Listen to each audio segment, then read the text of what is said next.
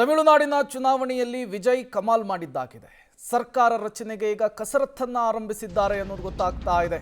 ತಮಿಳುನಾಡಿನಲ್ಲಿ ದಳಪತಿ ವಿಜಯ್ ರಾಜಕೀಯ ಯುಗಾರಂಭವಾಗಿದೆ. ಸರ್ಕಾರ ರಚನೆಗೆ ಲೋಕಭವನದ ಕದವನ್ನ ತಟ್ಟಿದ್ದಾರೆ ವಿಜಯ್. ಸರ್ಕಾರವನ್ನ ರಚಿಸೋದಕ್ಕೆ ರಾಜ್ಯಪಾಲರ ಭೇಟಿಗೆ ಅವಕಾಶವನ್ನ ದಳಪತಿ ವಿಜಯ್ ಕೇಳಿದ್ದಾರೆ.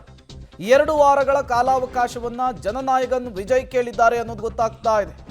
118 ಶಾಸಕರ ಬಹುಮತದ ಸಾಬೀತಿಗೆ ಕಾಲಾವಕಾಶವನ್ನು ಕೇಳಿದ್ದಾರೆ.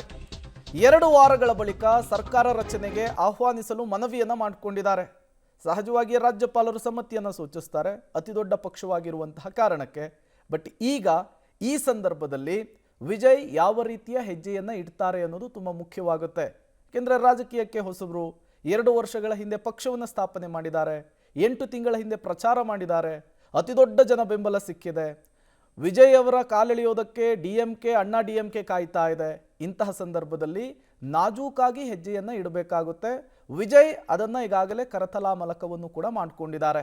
ಹಾಗಾಗಿ ಅವರಿಡುವಂತಹ ನೆಕ್ಸ್ಟ್ ಹೆಜ್ಜೆ, ನೆಕ್ಸ್ಟ್ ಸ್ಟೆಪ್ ತುಂಬ ಮುಖ್ಯವಾಗುತ್ತೆ.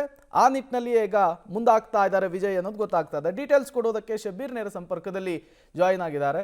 ಶಬೀರ್, ಈ ಸಂದರ್ಭದಲ್ಲಿ ವಿಜಯ್ ತೆಗೆದುಕೊಳ್ಳುವಂತಹ ನಿರ್ಧಾರ ತುಂಬ ಮುಖ್ಯವಾಗುತ್ತೆ ಅಂತ ಹೇಳಿ, ತಮಿಳುನಾಡಿನ ದೃಷ್ಟಿಯಿಂದಲೂ ಕೂಡ ಪಕ್ಷವನ್ನ ಕಟ್ಟಿ ಬೆಳೆಸುವಂತಹ ದೃಷ್ಟಿಯಲ್ಲೂ ಕೂಡ ನೋಡಿ, ಬಹಳ ನ್ಯಾರೋ ಮಾರ್ಜಿನ್ ಇರುವಂತಹ ಹಿನ್ನೆಲೆಯಲ್ಲಿ ನಾನು ಆಗ್ಲೇ ಹೇಳ್ತಾ ಇದ್ದೆ, ಒಂದು ಸ್ಥಿರ ಸರ್ಕಾರದ ಅಗತ್ಯ ಈಗ ವಿಜಯ್ ಅವರಿಗೆ ಬಹಳ ಪ್ರಮುಖವಾಗಿ ಬೇಕಾಗಿರುವಂಥದ್ದು. ಯಾಕಂದ್ರೆ ತರಾತುರಿಯಲ್ಲಿ ಸರ್ಕಾರವನ್ನು ರಚನೆ ಮಾಡಿ ಬಹುಮತವನ್ನ ಸಾಬೀತು ಮಾಡಲಿಕ್ಕೆ ಸಾಧ್ಯ ಆಗದೇ ಇದ್ರೆ ತಮಿಳುನಾಡಿನಲ್ಲಿ ನಟ ವಿಜಯ್ ಮುಜುಗರವನ್ನು ಅನುಭವಿಸಬೇಕಾದಂಥ ಸನ್ನಿವೇಶಗಳು ನಿರ್ಮಾಣ ಆಗಬಹುದು.